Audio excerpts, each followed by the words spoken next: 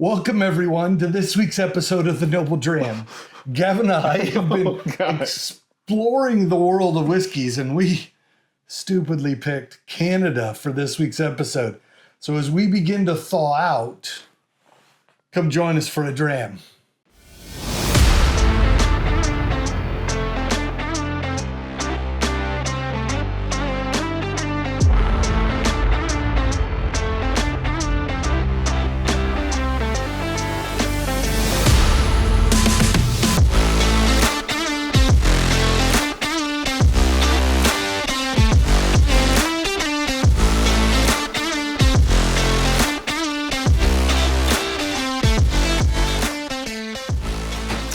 Now isn't that better? It is. It's much more Houston-esque. Much more. Oh, I feel much better. We're all nice and toasty, or less toasty. It is distinctly not Canada. It's not Canada. Houston. It's not Canada. For sure. But we got to take a trip to Canada, and we wanted to just invite y'all along with us, right? So on this episode, we traveled to Canada. I would sing "Oh Canada," but you don't want that. Yeah, you don't want that. Well, actually, do share. No. We're not doing that. So on our trip, we got to explore whiskey. We got to explore history. We got to explore. We got to be an honorary Mountie for the day. Ooh, yeah, that was a lot of fun. Too much maple syrup on my dad. Oh my gosh.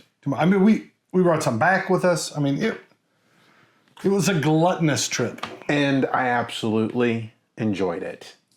So, let's get to getting. Grab a glass. We're going global on the whiskeys of the world. All right. So, as we are settling in here, we're going to explore a little bit more of the finer points of Canadian whiskey. Hey, my glass is empty. All right.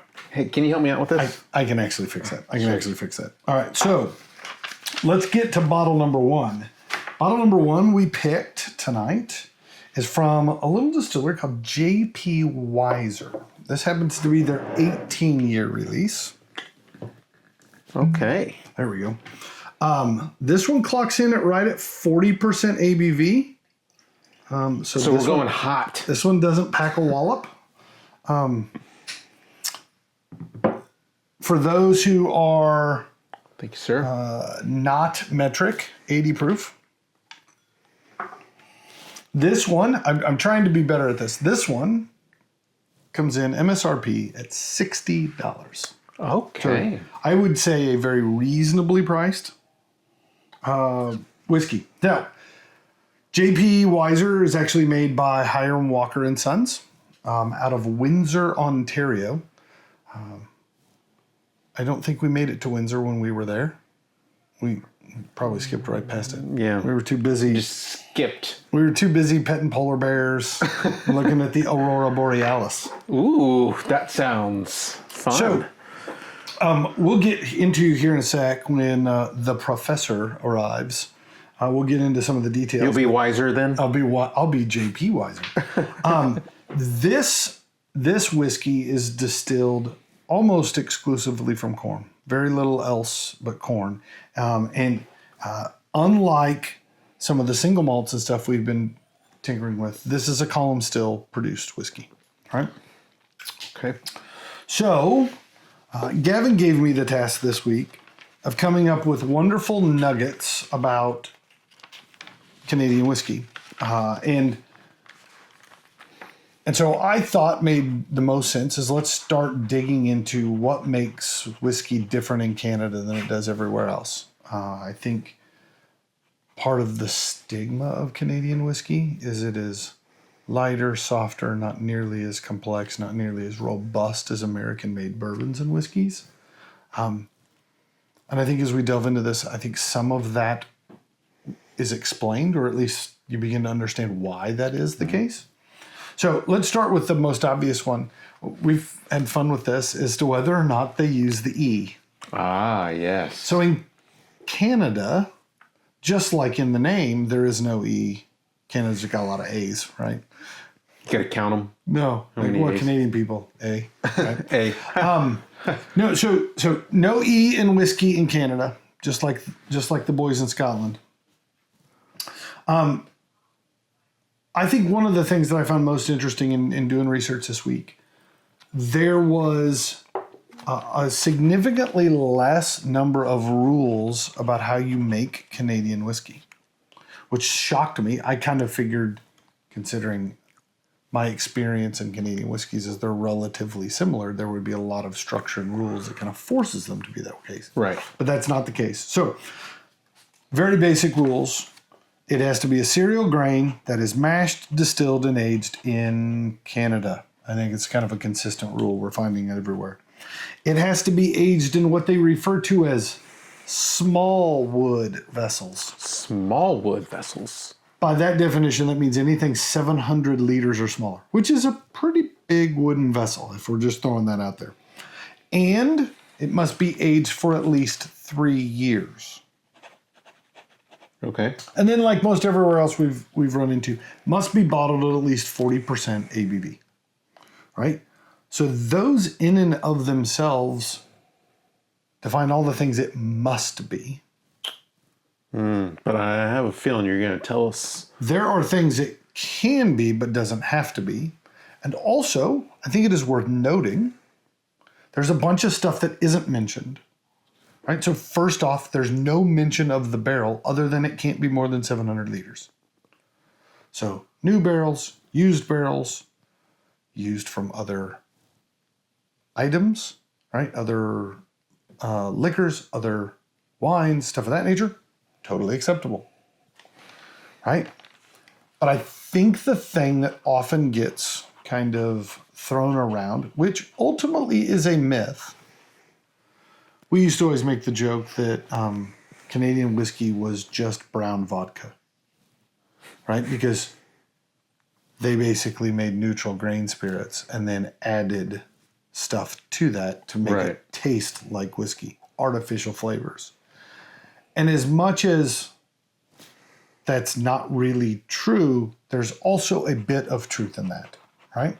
So in Canada, they have what is known as the 1/11ths, or the 9.09% rule, which means up to 9.09% of what makes the bottle can be artificial coloring, artificial flavorings, and other spirits and wines, as long as those have been aged at least 2 years. What?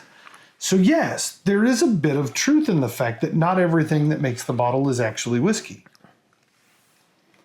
So the way they go about doing this in Canada is a little different than what we think of in the US. We often talk in the bourbon world about mash bill. Right. Right? So for those at home, give a quick explanation of what is a mash bill. So a mash bill is essentially your grains that make up your whiskey. And so those grains typically are rye and barleys, Corns for bourbon, right? Corns and basically a lot of cereal grains, right? And so then that goes in to make your mash, essentially. And so we call it your mash bill. Yeah, so think of it as the grain recipe, Yes. right? Right. So in the US, where there is variation in mash bill, right? Scotland, we talked a little bit about this. Right. When we get into single malt whiskeys around the world, they're different. But let's talk bourbon for a second, because that's a good benchmark. The rules for a mash bill dictate what has to be in there. But ultimately, they grind all of those grains together, mash them all, right, in the mash tun, and ferment them all as a blend, distill that blend, and then put it into barrel stage. Whereas in Canada, those are often separate processes. So if you're going to make a whiskey that is part corn and part rye and part wheat, you will distill a 100% corn, fermentate. You'll mash that, ferment, distill, and age What? the corn by itself. They'll do the same thing for wheat, the same thing for rye, and then they blend those finished products together. I say that is the norm. That is not the only way. There are a few distilleries that blend the distillate together and age collectively, as opposed to aging separately, then blending for the final solution. But what that tends to mean, if we think about it, right? We talked a little bit about single grain whiskeys when we talked Irish. They're really making a bunch of single grain whiskeys and then blending them together to create their final flavor profile. So do you think that gives them more control to be able to create their blend doing it that way? I would have to believe that there is some value in having separately aged rye from corn.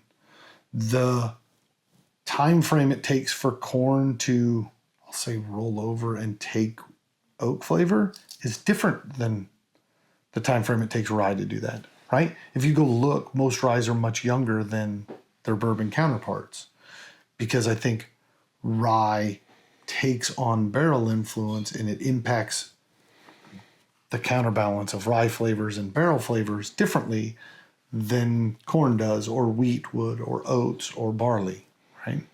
So I have to believe that creates at least a more usable palate for the blender. So it's kind of like when you think about regions and you think about, Scotland versus Kentucky versus Texas even, right? And so your grains have as much fluctuation with what's going to be in the barrel as the regions, right? Because when you age something, depending on the climate, that's going to affect it.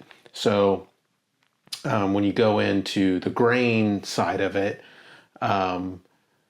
each grain is going to have its own unique aging time frame, essentially. Yeah, I mean, I was trying to think of a good analogy, and I would say if you were painting and you started with primary colors and blended them, as opposed to starting with a blended color and then trying to get the color you want. Like, it might be tougher to start with a blend that you have to blend multiple colors together to get what you want, as opposed to starting with your red, your green, and your blue, right? Just kind of throwing that out there as a potential analogy. So what tends to happen, most distilleries create what they call the base whiskey. The base whiskey tends to be distilled to a much higher proof. Notice in the rules, there was no rule as to what proof you could run your still to. There was no rule as to what proof it must enter the barrel at. That's what I was wondering, yeah. So base whiskeys are often distilled to 90 or 95% ABV, which is absolutely neutral grain spirit, right? We have removed almost everything except for ethanol. And then that starts the base. There were various times in history where that grain changed. Now it's probably most commonly corn, just because of corn having such a huge sugar content and low cost. That gets you the most bang for your buck when you're fermenting and ultimately distilling, trying to get that alcohol through. Then they also create what they refer to as flavoring whiskeys. And those are lower proof, typically made with other grains. Rye, malted barleys, unmalted barley, wheat, those other things that they're going to add as flavorings to the base whiskey when it comes out. Quite often, your flavored whiskey or your base whiskey starts with a reused barrel, because I'm not trying to impart much barrel. I'm just trying to get a base layer set down that fills up most of the bottle.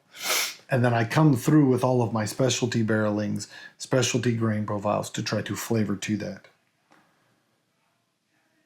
The other part that gets a little weird, we often think of Canadian whiskey and rye whiskey almost synonymously. But the reality is the vast majority of the whiskey made in Canada uses corn and not rye. It also is compounded by the fact that the rules for labeling rye whiskey in Canada aren't the same for the rules by which we label whiskeys in the United States. Oh, really? In the US, when we say rye whiskey, that means at least 51%. In Canada, it could be as low as 10%. And still be labeled rye? Still be labeled because they used rye in the blend.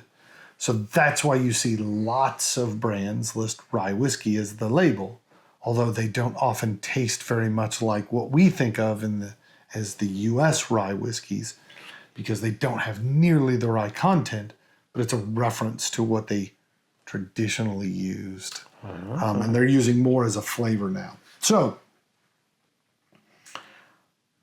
this whole 9.09% got me thinking there had to be a reason. Yeah. Right? Nobody's like, you know what we should do? We should alter our whiskey. How much? 1/11 seems like a good amount. Like, it seems very, I'll say, somewhat arbitrary and odd that it would become a rule as opposed to a practice people were trying to push out. It's not 10%. It's Nope. just 1/11 of Yeah, the bottle, right. right? So this actually came, fitting that it happens to be at this time in which we're going to talk a little bit in a bit about tariffs between the United States and Canada and the whole whiskey wars across the border. whiskey wars. At one point, the United States imposed tariffs on whiskey imports from Canada. But the loophole was, if more than 1/11 of the bottle was American-made products, it didn't meet the requirements for the import tax. So Canada just said, it's now legal to make 1/11 of your bottle American-made whiskey. So a lot of bourbon companies here in the States began to ship barrels north of the border to be blended in. I actually did research, come to find out some of the more iconic brands of Canadian whiskeys use some of the more iconic brands of American bourbon as their flavoring whiskeys. A nod to perhaps a brand we'll taste later and the old Grandad collection. That they're using bourbons as flavorings for Canadian whiskey, which I thought was absolutely crazy. And then that got me got into other fun stuff. The other cool little nugget of knowledge I'll put out there. Canada in 1890 became the first country to have a mandated minimum age for whiskey. In what year? In 1890, the requirement was 2 years. Had to have been aged at least 2 years. And they were the first ones to put that on the books. Really? Yeah. One would think. So let that sink in. Scotland would have. Scotch. Yeah. Dang. All right, so I've got a couple more little nuggets, and then I want to get a little bit into the bottles that are here and that kind of stuff. So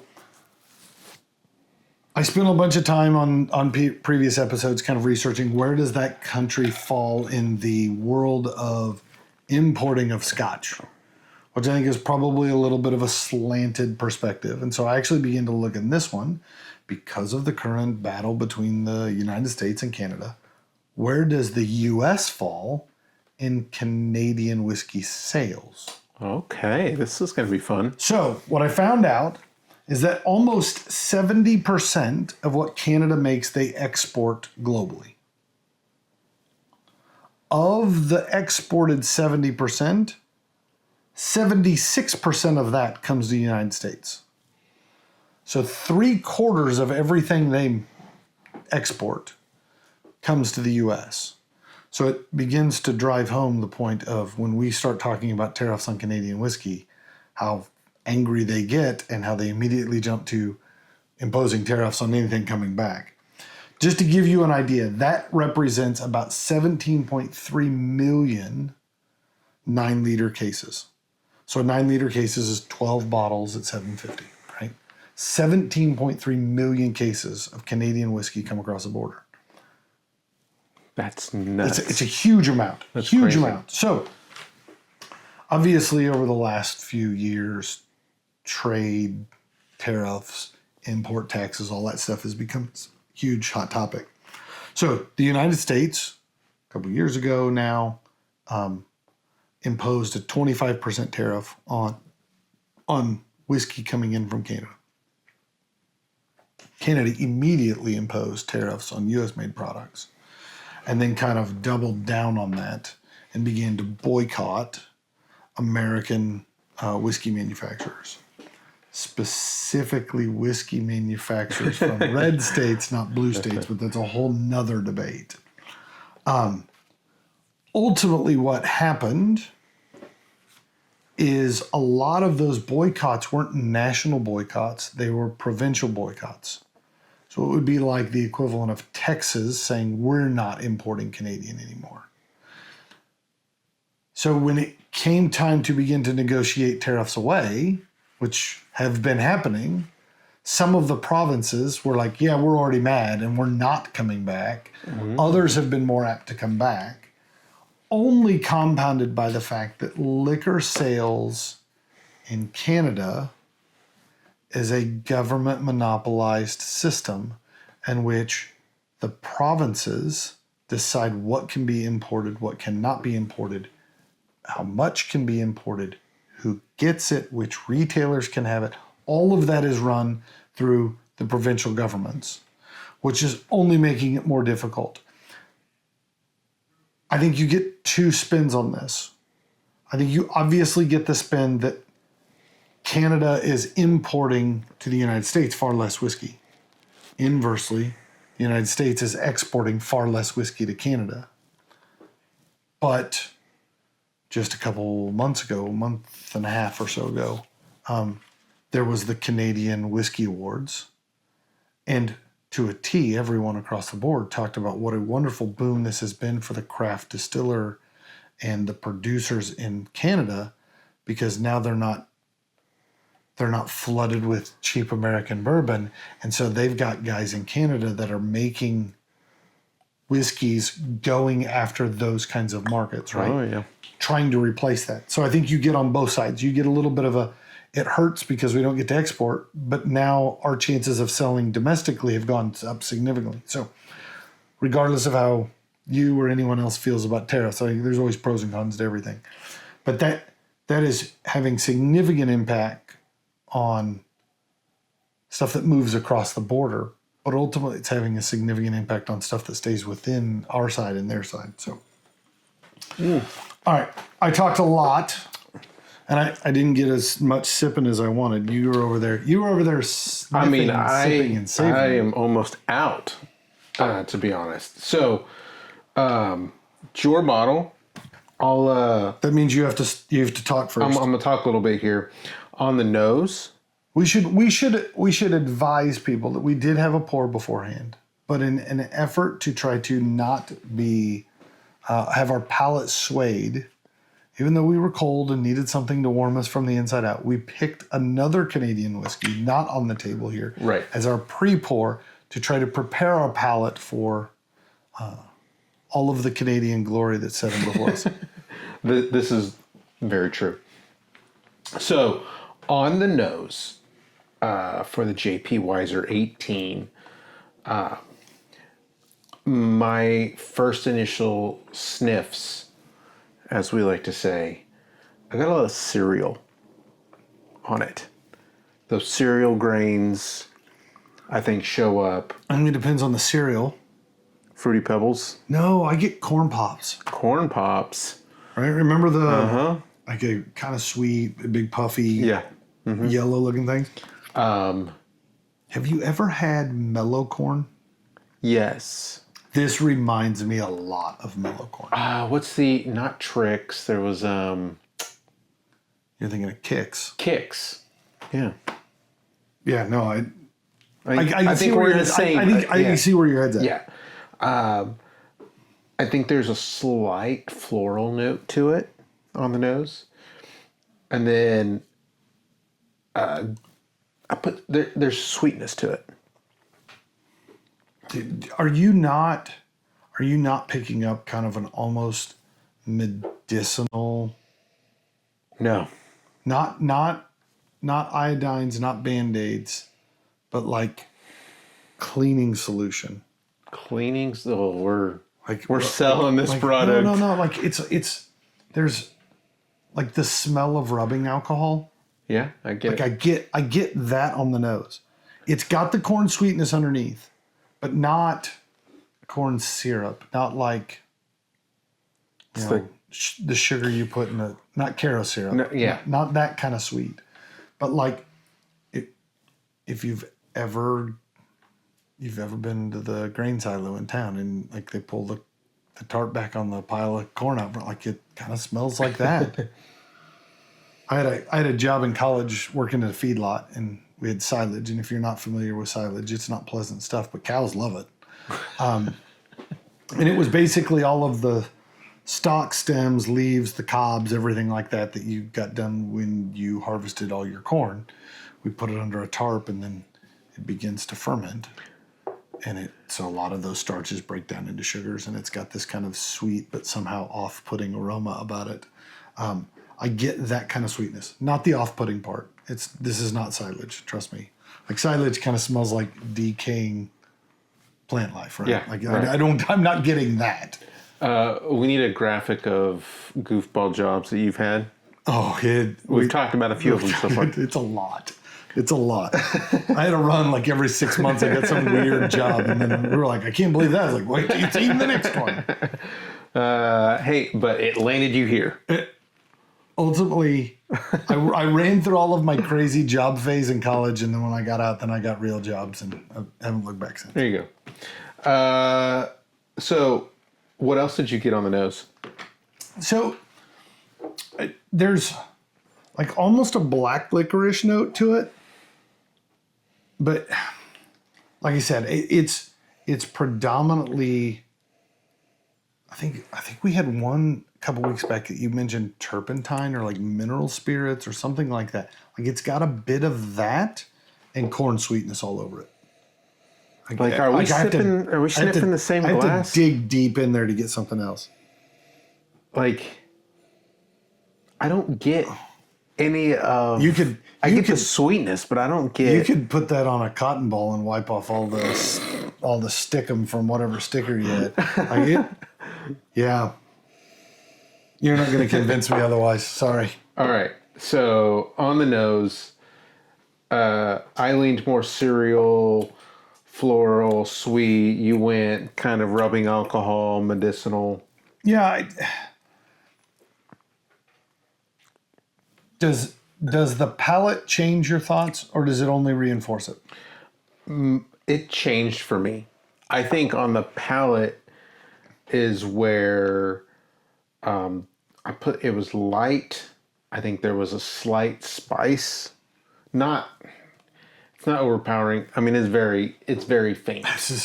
So much about this is subtle. When we're talking about like overwhelming whatever, it's like there's not much there, but all I'm getting is this. Yeah, right. This is not an Isla Scotch, and we're talking about Smoking Pete, right? This is. You mentioned fruit on the nose. I get a bit of fruit on the palate. I wouldn't call it fruity,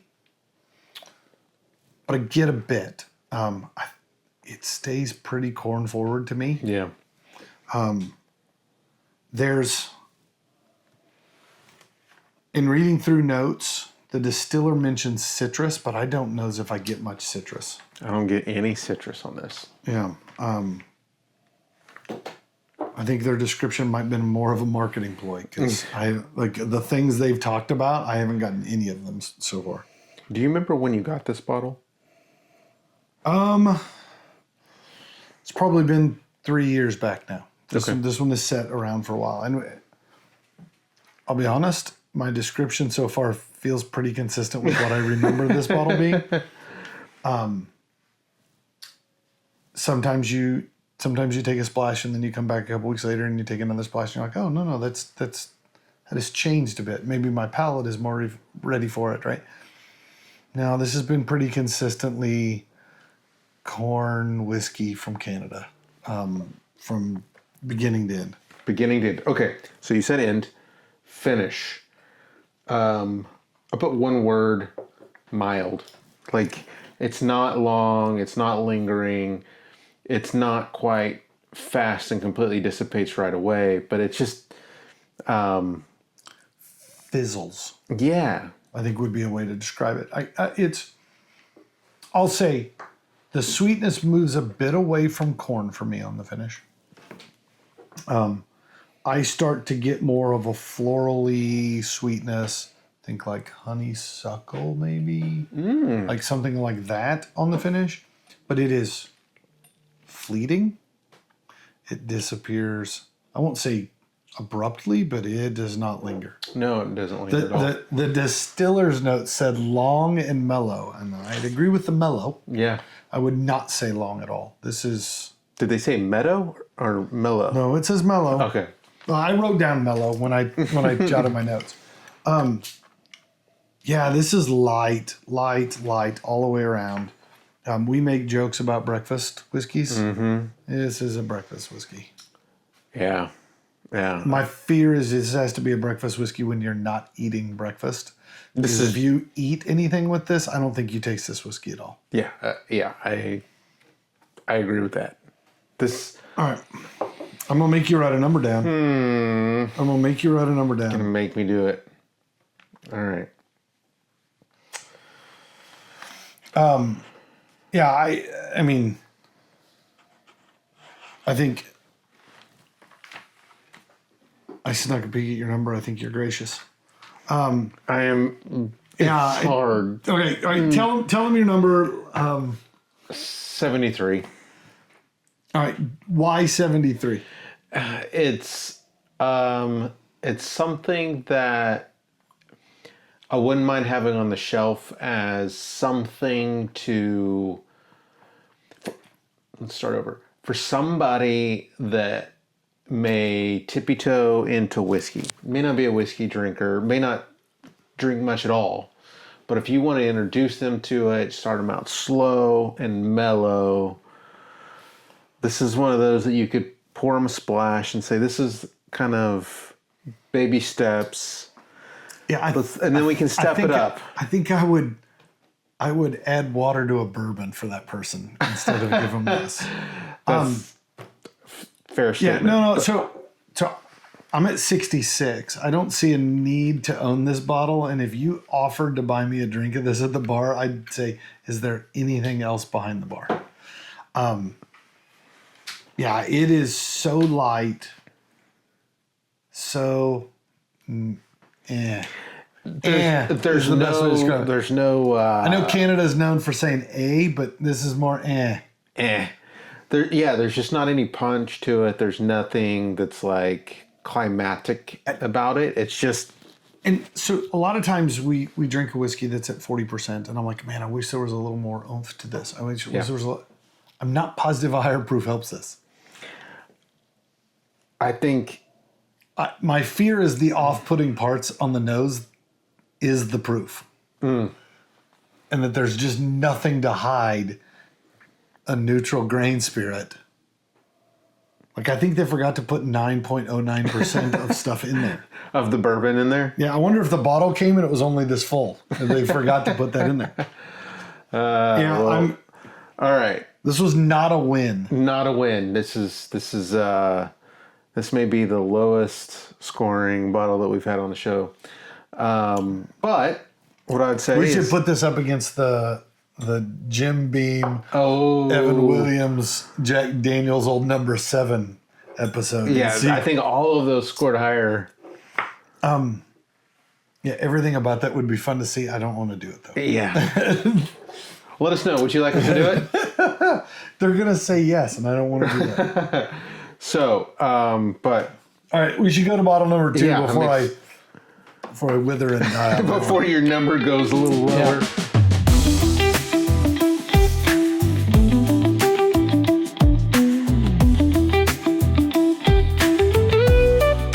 We always cheers to number 2.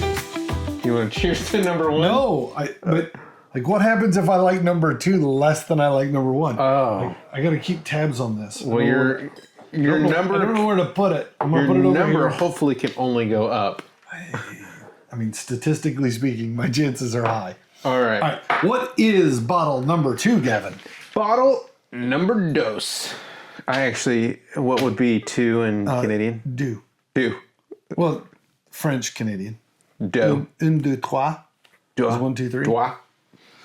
Sometimes if I'm ever out in public and somebody asks me to take their picture, I always just stand there like mute, and then when I count in a foreign language, and then walk off, and I have no idea what language I speak. Well, That's my gamesmanship I play. well, that sounds.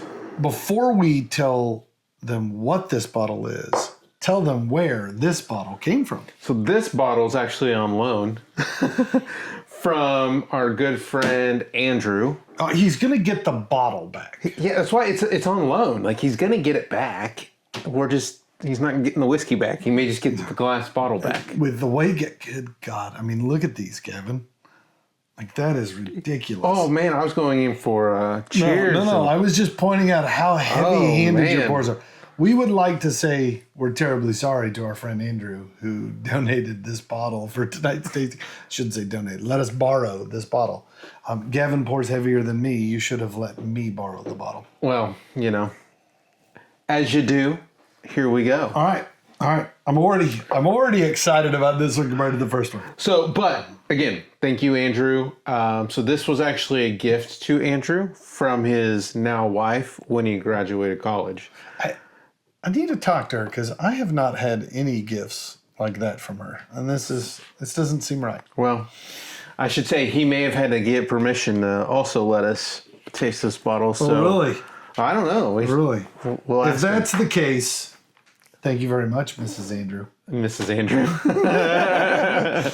All right. So this bottle is the Crown Royal XR. All right. Fill us in. What does XR mean? So XR is extra rare.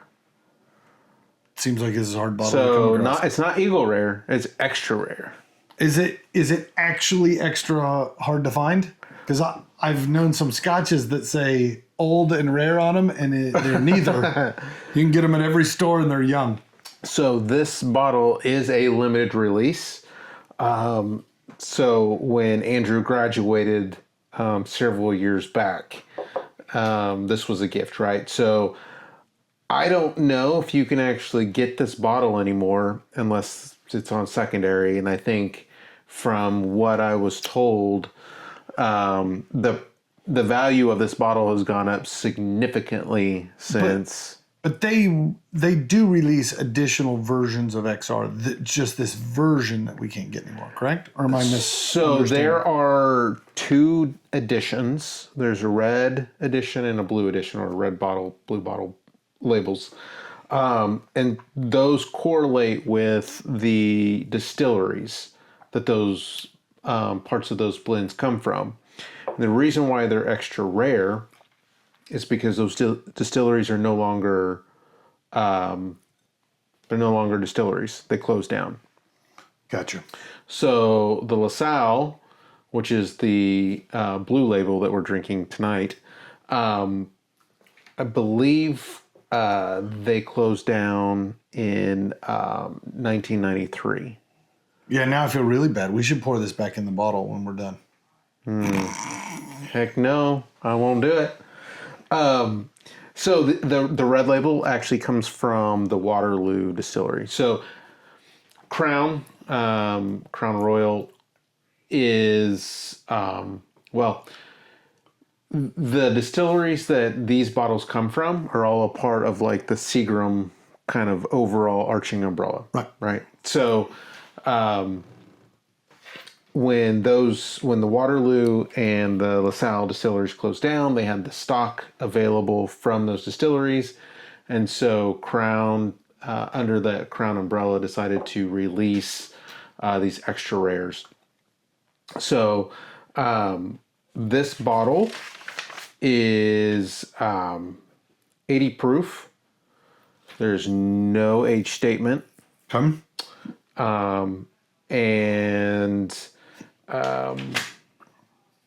Yeah, so LaSalle Keep going. Oh, I thought you I'm were saying- listening. I'm listening Oh, intently. all right. I normally don't do this. Yeah.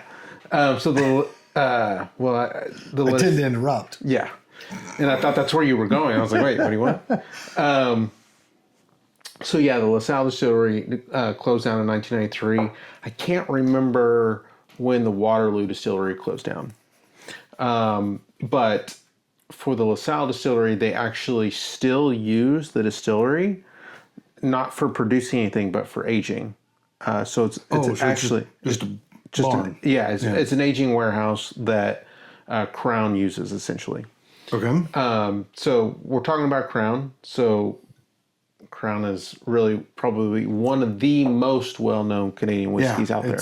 It's the most commonly drank whiskey by 18-year-olds who think they're so fancy, right? That's when I drank Crown. So on our Christmas episode, I brought out an empty Crown bottle, right? That was the bottle that was like the last the dad bottle. The dad bottle, right?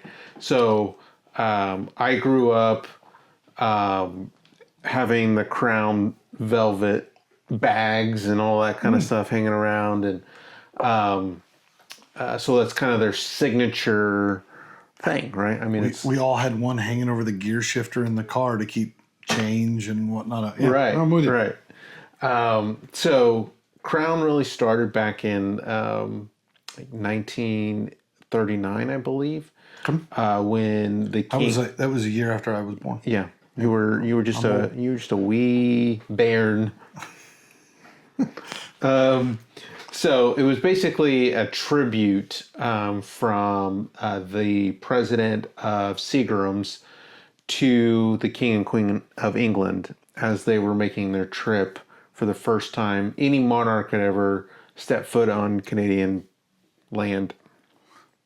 And so they created what would be a whiskey fit for a king.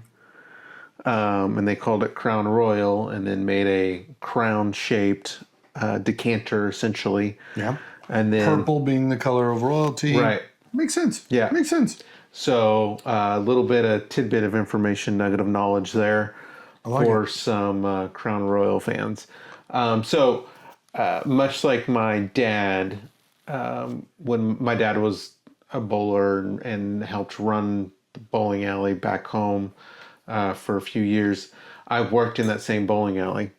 And so for me, anytime I go bowling, you have to get liquored up on Crown? It's Crown and Coke. I mean, that's it. Oh, see now, when I was a kid, it was Crown and Sprite.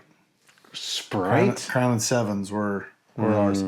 Now, I had grandparents who drank Seagrams and Sevens. Right? So yeah, to me, the idea of putting Coke in here, like, I don't know how you taste your Crown with Coke. You need something lighter. No. We Definitely always not. had ours with a wedge of lime. And then when you had to make a new drink, you just kept adding lime. So that was how you kept tabs on how many you'd had. So how many limes you had. How many wedges? You get to a point where the glass is just clear full of wedges of lime. They don't have room to put any whiskey in there anymore. Oh, that's funny. Okay. So, as we're kind of sipping through this, I thought we might be able to play. We need a game. We need a game. Way too much professory seriousness. Yes. So, I have a game I want to play. All right, I'm ready. It's called Ayes or Nays. Yeah, no, that makes sense. It's a yes or no game, but yes or no. Canadian style. Canadian style. A or nay. A or nay. Okay. All right, you ready? All right, so my answers are yes or no? Yes. So there's no maybes. I can't Gavin this thing. You cannot. I mean, you can do what you want to do. You can Gavin it. I'm going to play by the rules. So I'm going to ask you a question. Yes or no answer. Feel free to elaborate if you'd like. Good. No. Here we go. And the nays have it. Nay. The nay has it. No, I should do this right. A or nay? All right, here we go. Ready? Okay. Does Canada have the largest coastline of any country on Earth?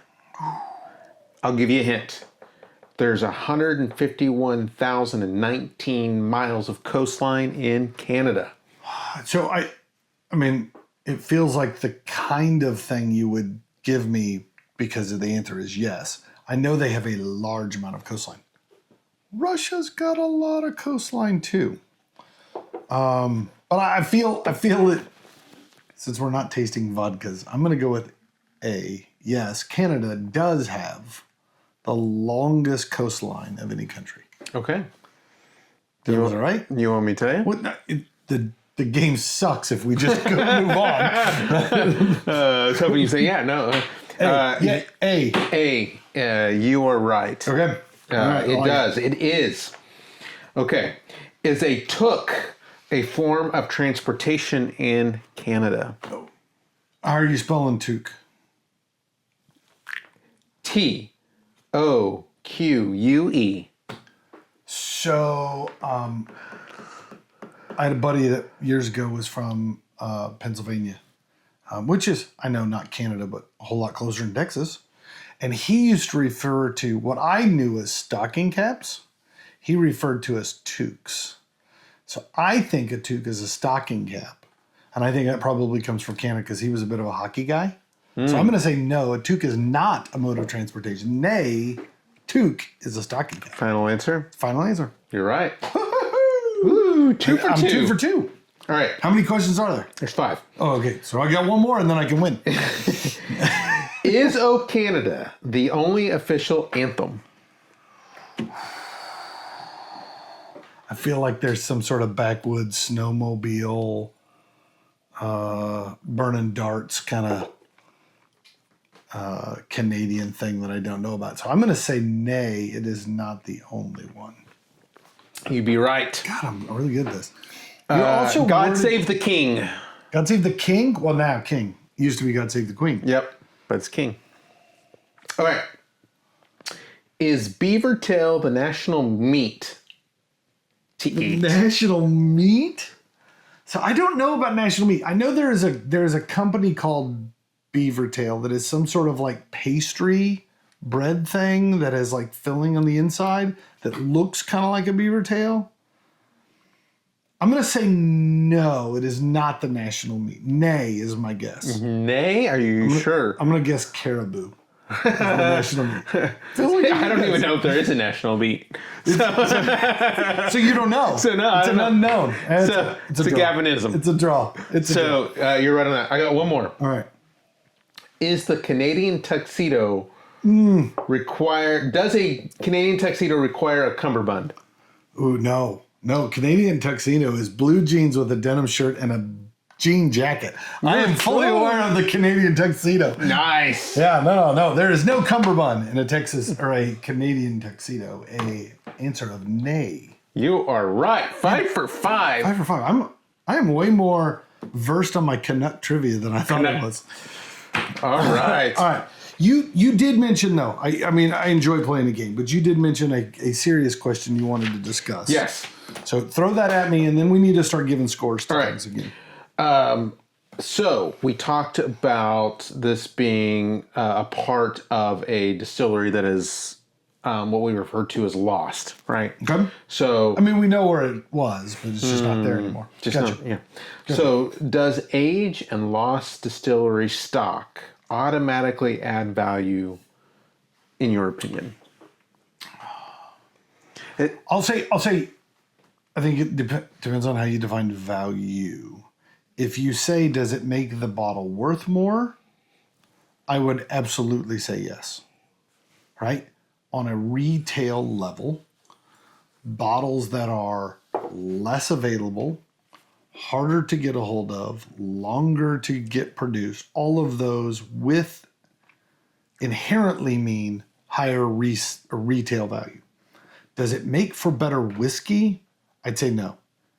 Hear me out, and this will come as a bit of an affront probably to this bottle, because I actually like this one. But part of me wonders, if LaSalle Distillery made good whiskey, why is LaSalle Distillery not open anymore? Right? The argument would be the reason it is a lost distillery is what they were making wasn't good enough to stay up above the cut line, so to speak. So my argument would be just because it's lost does not necessarily make it better whiskey. I totally understand from a retail pricing standpoint, though, where else are you going to get it? You're paying for availability and exclusivity, right? And that doesn't necessarily mean tastiness. All right. That's my argument. Hot take. No, it seemed pretty straightforward. If you think that's a hot take, Just wait. wait to hear my opinion on other things. Uh-oh. No. All right, let's get into this glass though, because I want to keep us moving. So my bottle, My notes. your notes. What So are you getting on the nose? right off the bat, the first sniff has more flavor than the nose, palate, and finish of the first bottle. This has a lot more going on than the last bottle. I think what jumped out to me first was fruit notes. Okay. A little bit of apple, a little bit of pear, that kind of lighter fruit, but also a bit of the kind of darker stone fruit, peaches, plums, stuff of that nature begin to show up, which I really, really enjoyed. I also say I get a bit of a leatheriness to the nose. Not old baseball glove, but like new light leather. Like not a Like loafers, like a new loafer. yeah, but not a dark brown, like a light tan leather. I know that sounds weird, but like it's not big bold leather. It's a light leather note to it. All right. I do still get just a hint of that neutral grain spirit bite, but I mean, it's 1/11th the amount of aroma that I get on here. This is the 9.09 9.09 on the nose for sure. I got vanilla. I think there's a bit of butterscotch in there. I also got apple. I think it is sweet. Yeah. There's a lot of sweetness to it. My problem with pointing out vanilla and butterscotch first, I'm not saying that they're not there. When you say vanilla and butterscotch, what screams to me is a classic American bourbon, right? That is overloaded with vanilla and butterscotch and that. And this is much softer than that on those points. And I'll say on the palate, dare I say it almost loses all flavor on the palate. Like swirling around on the palate, like 40 proof or 40%, right? 80 proof. It's very light. There's no medicinal burn as you swirl it around on the palate. None of that bite.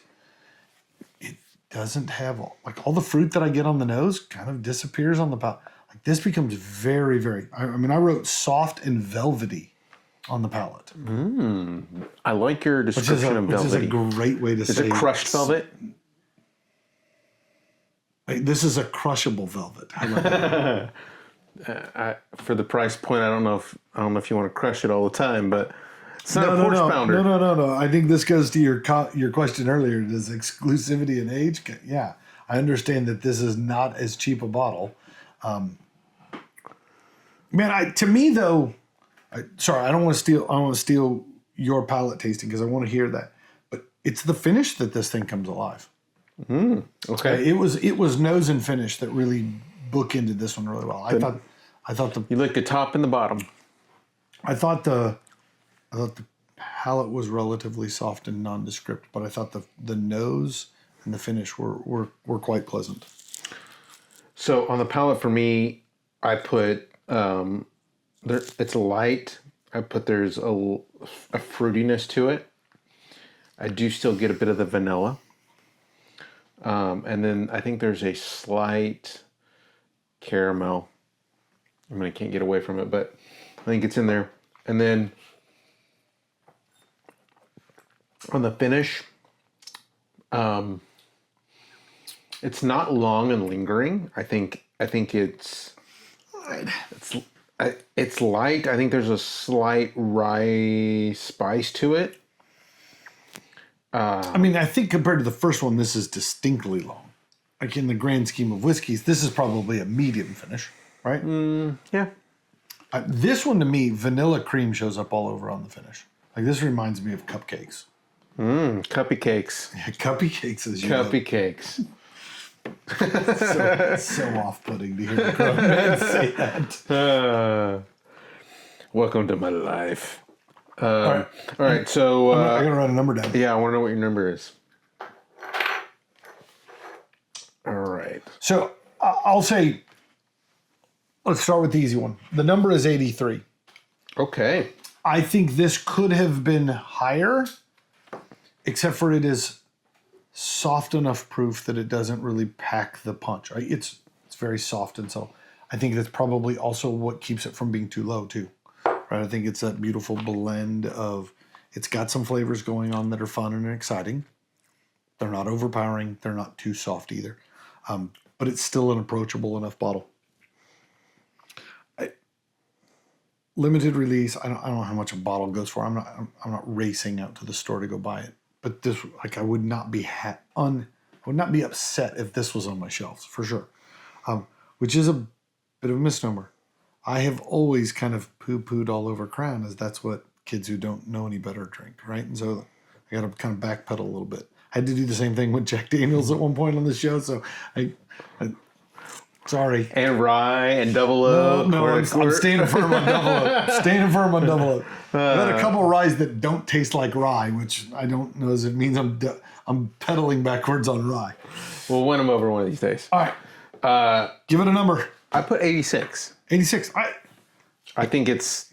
Can't argue with that number. It's probably one of the best Crowns I've ever had. Well, it is not even close to the best Crown we've ever had. This is light years better than most Crowns I've ever had. I mean, the sentimental part for me with Crown is nothing's going to taste better than the dad pours. I would never sit and drink a regular bottle of Crown neat. I wouldn't have done this. It needs a mixer. Because I mostly just think it makes my Sprite taste better.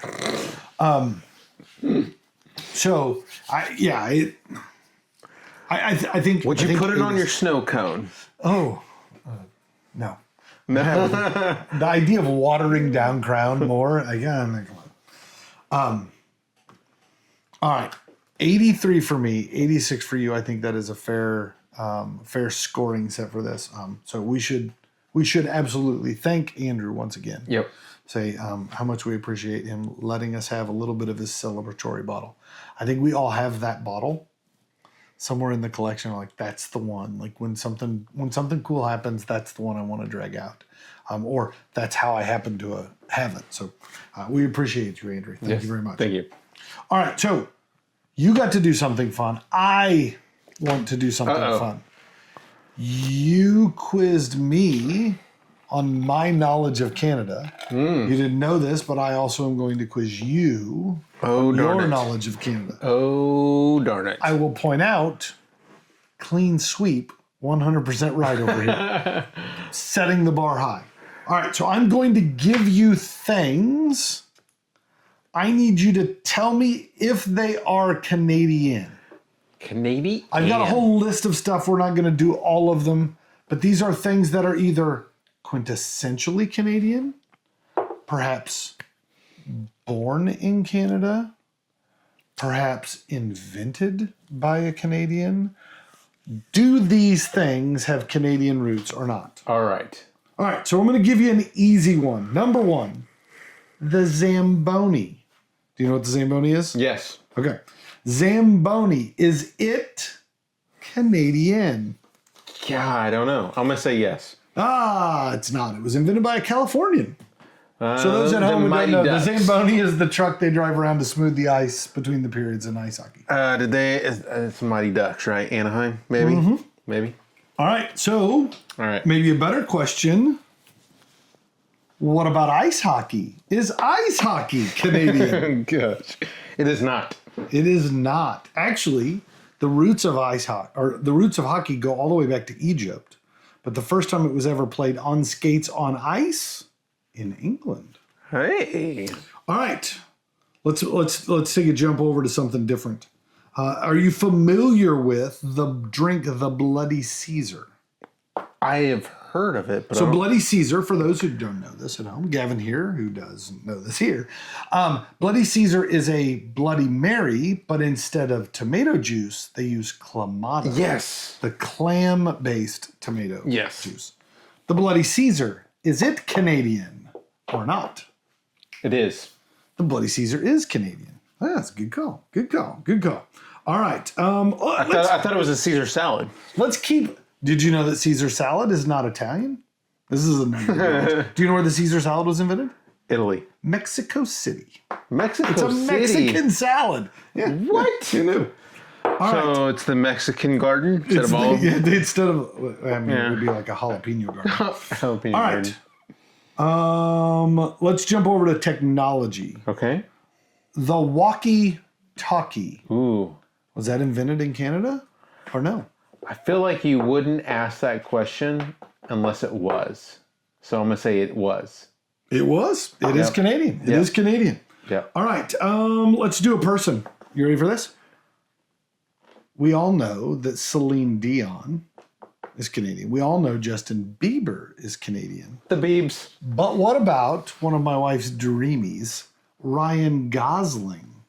Is he Canadian? He is Canadian. He is Canadian. I knew that one. Nice, nice. He is dreamy. All right. All right, let's keep in the fun entertainment side. The IMAX movie. Oh, Is that Canadian? I feel like you wouldn't ask that unless it was. So I'm going to say it was not. It is Canadian. It is Canadian. Okay. All right, let's go back to foods because I find foods fun. So, are you familiar with poutine? Yes. Poutine is an absolute Canadian dish, and it is phenomenal. I didn't know where you're going with that. No, it's delicious. I'm giving you some of the easy ones so that make this harder. Put it on the T-ball. All right, so I got two. Uh-huh. We're going to do these quick. Let's start with the first one. Peanut butter. No. It is Canadian. Oh, what? Yeah. I literally eat peanut butter almost every day of my life. All right, and maybe the one that'll really catch you off guard. Hawaiian pizza. Pineapple and bacon. Well, at this Canadian point, or not? at this point, I kind of feel like it is. I just gave you one that is. You don't think I would give you one that isn't? Why would you ask me about pineapple pizza? Pineapple pizza is Canadian. Think about what kind of bacon they put on there. Well, it's Canadian bacon. It's Canadian bacon, right? Makes sense. Do you like Canadian bacon? I absolutely love Canadian bacon. And I am firmly in the pineapple belongs on pizza camp. All right. Bloody Caesar is Canadian. What about Clamato? The basic ingredient in Bloody Caesar. Is that Canadian? No, it is not. It is not. Look at this guy. All right. The last two ones. I went digging through games. Okay. Basketball. Is it Canadian? Basketball? No, it is not. Basketball was invented by a gentleman by the name of Naismith. Right? Uh-huh. A born Canadian. Dang! All right, last one. Do you remember the board game Trivial Pursuit? Yes. Little pie wedges, got to answer all the trivia questions? Those pursuit guys. Was that Canadian? No.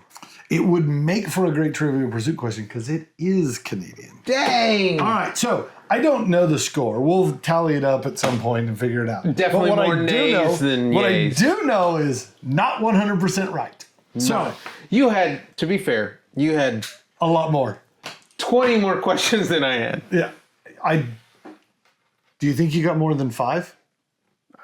I may have Do you gotten think you 5. got more than half? I may have gotten half. I don't know. We'll tally it up at some point. All right. It'll be on the screen somewhere.